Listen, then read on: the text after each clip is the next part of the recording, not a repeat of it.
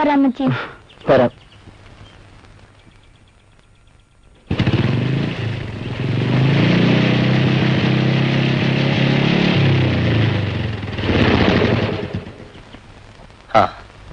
ബൈക്കിന്റെ ശബ്ദം കേട്ടപ്പം ഇന്ന് പിള്ളച്ചേണ്ട ഒരു അപൂർവ സന്ദർശനം ഉണ്ടെന്ന് കരുതി. അയാളിത് വേറൊരാളെ കൊണ്ട് തൊടിപ്പിക്കില്ലല്ലോ. ജോണി വന്നില്ലേ? വന്നു.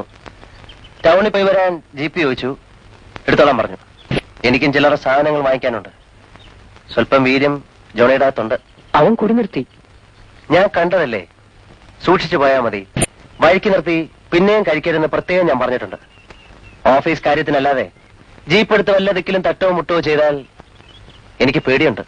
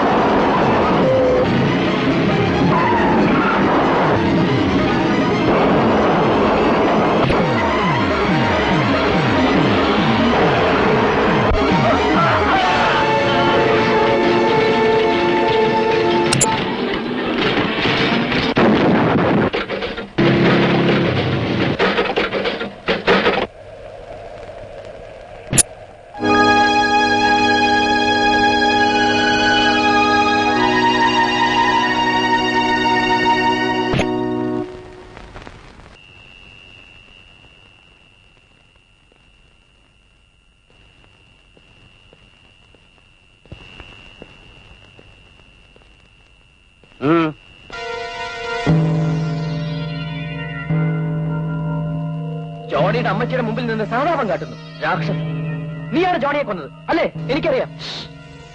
നോക്ക്, ആക്സിഡന്റുകൾ എപ്പോഴും ആർക്കും എവിടെ വെച്ചും സംഭവിക്കാം. നാച്ചുറൽ. പക്ഷേ കഷ്ടമായി പോയി. എനിക്ക് സങ്കടമുണ്ട്. എനിക്കറിയാം, ആക്സിഡന്റ് തന്നെ. പക്ഷെ നീ അറിയാതെ നടക്കില്ല. You are responsible. ഞാൻ പോലീസിനോട് പറയാൻ പോവാ, എല്ലാം പറയും.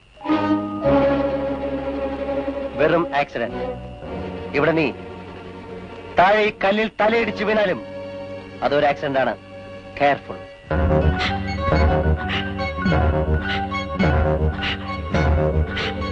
നീ ഇനിയും കൊല്ലാൻ നിനക്ക് ഒരു മനപ്രയാസവും ഇല്ല. ഇല്ല. അതിനിടവരുത്തായിരുന്നാൽ നിനക്ക് നല്ലത്.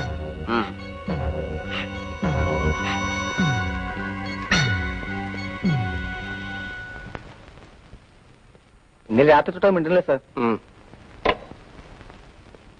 Morning sir. കമ്പ്യൂട്ടറും ഹെലികോപ്റ്ററും റേഡിയോ ഫോണും ഒക്കെ മറ്റുള്ള നാട്ടിൽ പോലീസിന്. നമുക്കാകെയുള്ള സാധനം ഇങ്ങനെ. രണ്ടാമത്തെ പോസ്റ്റ്മോർട്ടം റിപ്പോർട്ട് എസ് പിയുടെ ഓഫീസിലുണ്ട്. നേഴ്സിന്റെ. താൻ പോയെന്ന് കണ്ടു? എന്താ കുറിപ്പേട്ട നോക്കിയോ? എസ് പിയുടെ ശകാരം മുഴുവൻ ഞാനാ കേട്ടത്. രണ്ടാമതൊരു പോസ്റ്റ്മോർട്ടം, DMOയുടെ പരിഭവം വേറെ. തന്റെ ഓരോ ഭ്രാന്തിന് ഞാൻ ഏസ് പറഞ്ഞാൽ എസ് പിയുടെ ശകാരം മുഴുവൻ നേരിട്ട് കിട്ടും. തനിക്കും വാങ്ങിച്ചോ? രണ്ടാമത്തെ റിപ്പോർട്ടിൽ ക്ലീൻ ആത്മഹത്യ. കഴുത്തിലെ പാട് അത് കണ്ടപ്പോ കുറിപ്പേട്ടൊന്നും തോന്നില്ലേ? എടോ, തൂങ്ങി മരിച്ച പിന്നെ കഴുത്തി പാടുണ്ടാവില്ലേ? ഇത് നോക്കണം കുറിപ്പേട്ട.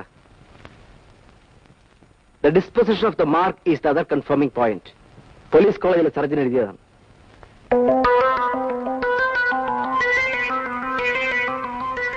The configuration of the neck and tilting of the ellipsoid head. നിന്റെ മാതിരി എമ്മേക്കാരനല്ല ഞാൻ. അണ്ണാച്ചി പറയാറുള്ള പോലെ ചുരുക്കമാ സ്വന്ന എന്ന. കുടുക്ക് പെട്ടെന്ന് മേപ്പോട്ട് കയറില്ലേ, എടുത്ത് ചാടുമ്പോ ക്ലീൻ വട്ടത്തിലാവില്ല, ചെറിഞ്ഞ ഓവൽ ഷേപ്പ്. ദാ ഇതാണ് കരോട്ടിഡ് ആർട്ടറി. ഇതിന്മേലുള്ള പ്രഷർ ഹൃദയമിടിപ്പ് നിൽക്കുന്ന നിമിഷം വരെ നിന്നാൽ ആത്മഹത്യയും കൊലപാതകവും തമ്മിൽ തിരിച്ചറിയാൻ പ്രയാസം. ബ്ലീഡിംഗും ഉണ്ടാവില്ല. എങ്ങനെ എങ്ങനെ? 2-3 പോയിന്റിലെ വ്യത്യാസം കാണും. അത് പ്രത്യേകം നോക്കണമെന്ന് ഡോക്ടർ സാല എഴുതിയിട്ടുണ്ട്. വേഗൽനർസ് പൊട്ടിയാൽ കൊലയാളിയുടെ ഭാഗ്യത്തിന് congestion ഉണ്ടാവില്ലത്രേ.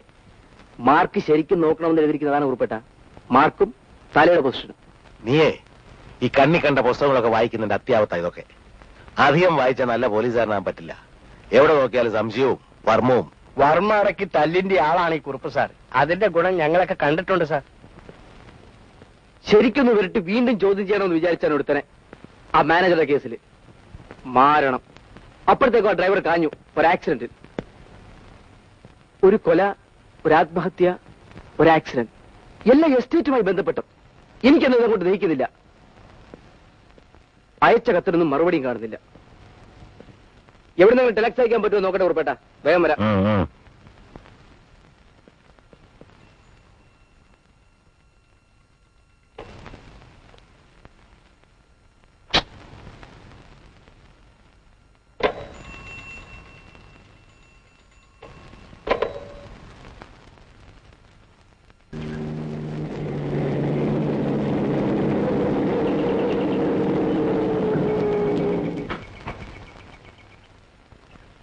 Good morning sir. Good morning. ടൈമിന് പോയില്ലേ എക്സ്പോർട്ടിനുള്ള ലോഡൊക്കെ? ഷിപ്പിംഗ് ബിൽസ് ഒക്കെ വന്നു, ബാങ്കിൽ അയച്ചു. ഫാക്ടറിയിൽ 2 ഷിഫ്റ്റും സ്മൂത്തായി നടക്കുന്നില്ലേ? Very smooth. ഓവർ ടൈം ഉള്ളതുകൊണ്ട് വർക്കേഴ്സ് ഒക്കെ ഹാപ്പിയാണ്. ഓഫീസിൽ വേറെ പ്രോബ്ലം? No problems. പിന്നെ ഒരു ജീപ്പ് ആക്സിഡന്റ് ഉണ്ടായി. ഓഹോ. പക്ഷെ ഇൻഷുറൻസ് ഉണ്ട്, അതുകൊണ്ട് സാരമില്ല. ആ ഡ്രൈവർ മരിച്ചുപോയി. ഓ. മിസ്സിസ് മേനോന് PF-ന്റെയും ഗ്രാറ്റുവിറ്റിയുടെയും 2 ചെക്ക് ഉണ്ട് സൈൻ ചെയ്യാൻ. മരിച്ച ഡ്രൈവറുടെ പേപ്പേഴ്സും നോക്കണം. അത് സെക്രട്ടറി സൈൻ ചെയ്താൽ മതിയാവും, സംഖ്യ കുറവാണല്ലോ. What A wonderful place.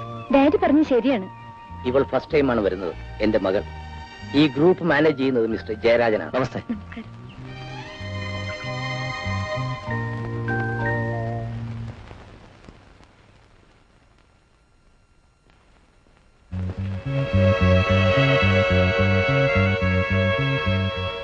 പ്ലാന്റേഷന്റെ എല്ലാ ആസ്പെക്ട്സും പഠിക്കണം.